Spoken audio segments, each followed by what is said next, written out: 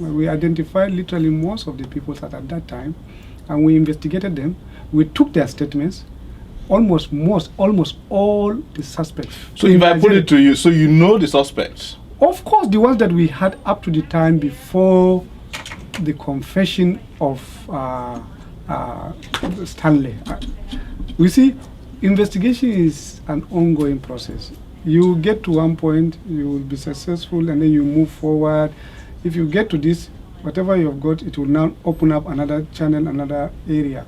Do you have enough materials for any serious investigation to even commence that you already did? Or even prosecution? Of course. No, I don't know whether it reached a point of prosecution, but it was quite advanced. Even the U.S. authority, it's on the basis of our own investigation that they now, found out exactly what really happened. I think the very important critical thing that happened since the investigation started was the confession of Stanley. Stanley opened up because he was directly responsible. He supervised the whole process. He was the one who related with everybody, and he knew A to Z. Three of them, himself, Jordan, and possibly Geoffrey Tesla, three of them will certainly know everything. But we never had chance to really take statements from such people.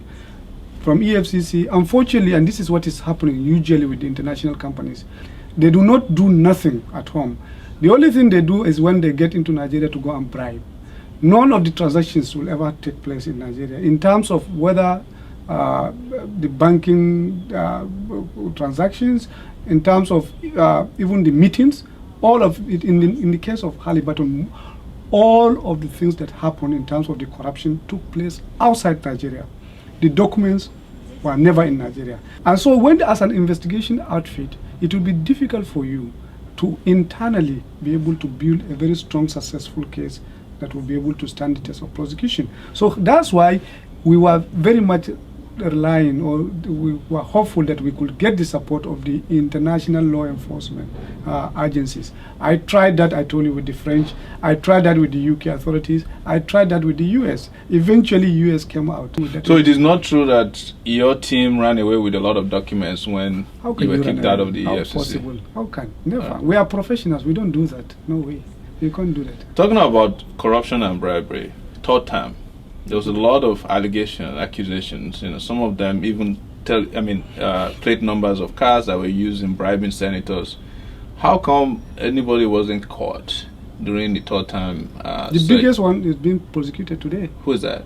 Samin Turaki, the governor of Jigawa. We were the ones who went after the money that was meant for it. We arrested the money, we stopped it, we eventually got the money, 8 billion, and we charged him to court. The point is, you see, when you have investigation corruption, usually what happens is that you see the source of the money, follow it, and see what you can do out of it. If you are able to identify the money, block it, take it out, you have done a lot already. It's not going to be easy for you to follow every little penny that comes out and goes. The moment the money goes, we had several senators in But do you think that if you follow the trial, the prosecution up to a point, you could have been able to get every person involved in that corruption? It's not, I doubt very much if it is going to be possible for you to identify. Mostly, for example, if you are a senator in Nigeria, as at that time, somebody took you to a corner in some small private remote area and privately gave you 10 million naira with no evidence to connect. And mark you, it is a legal process that you have to prove your case in court. You must have evidence. If you do not have evidence, you are not going to achieve result. It's so fundamental that you have to really work hard to establish a case. It's better for you to do that than for you to continue to make noise out of it. They always accuse you of being a lover of publicity, that you publicize your cases on the newspaper. I engaged the media simply because I wanted to do what was right. I wanted to be corrected if I'm doing the wrong thing. I wanted to run an open system, more so in a profession that is always, shrouded with secrecy, and which is all rubbish and nonsense. There's nothing secret in this type of work. I decided to, whatever I'm doing, I will make it open and public.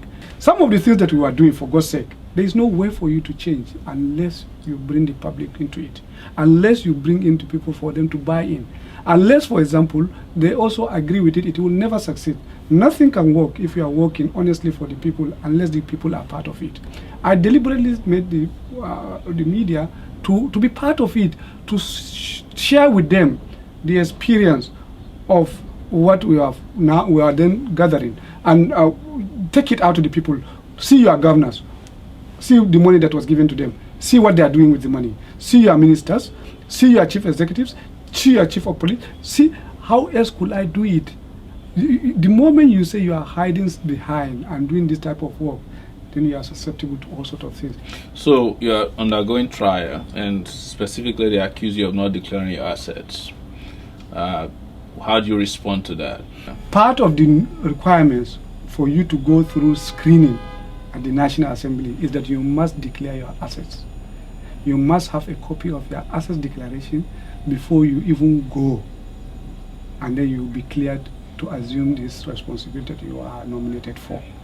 So it's quite funny that somebody will turn again and say that you have not declared your assets. I have declared when you left. Of course. You submitted the declaration. Of course. To whom? The very first week after I left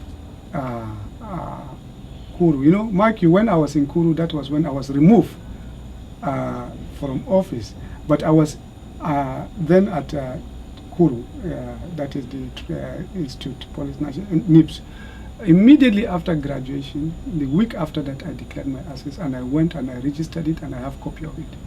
Did you ever calculate that, you know, the response would be as fast, as ferocious, and as dangerous as it turned out to be, the way they came after you shortly after you left? Yes, I knew it's a very dangerous game, and it's just out of, I mean, it happened in the past. It's not like this is happening for the first time.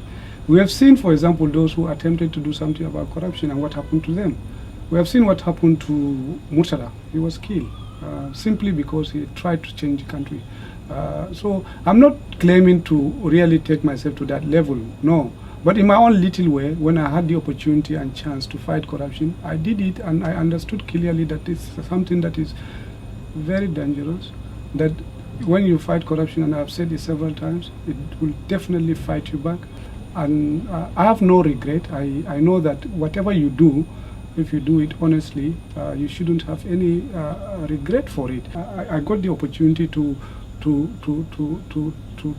the EFCC, to start it and run it, and I understood clearly what it was, and I have no regret whatsoever. And I'm extremely happy, pleased with my little contribution, and I'm grateful to God that I'm alive. I think that is what matters most. If you had the EFCC again in your control, what would you do differently? I'm a better person today. I'm more probably experienced and knowledge. It has improved me greatly naturally. You know, that is the whole essence of life. We continue to learn. Do you plan to go back to Nigeria? Oh yeah, it's my country. It's my country. I mean, how soon? It's sad today I'm out. I feel sad about it because I've all my life lived in my country. I love to live there. I have no any other place. Today I'm separated from my family, and it's very painful. It's sad, but I pray daily that God will make it possible for me to go back. What would you tell Nigerians, people who are just yearning for change? What are you going to tell them? What would you say go do to make this country a better place? Well, I will say I will call on Nigerians to please start becoming Nigerians. I want our people to first look at themselves as Nigerians. I want us to stand up. It is time for us to start changing our country. We need it. We deserve it. Those who manage us for a long period of time, unfortunately, did not do well for us. There is need for us to start claiming responsibility for our own lives, for our own future, and for our own country. It's time for us to start writing our own history. We have no any other country apart from this country. Let's start calling ourselves Nigerians before anything. This country deserves it. we should all start to feel proud of the country. We must do whatever is possible that can change this. Well, ladies and gentlemen, it's been Nuhu Ribadu, former EFCC chairman in Nigeria, who has been on the hot seat with Sahara Reporters. So see you next time. Thank you.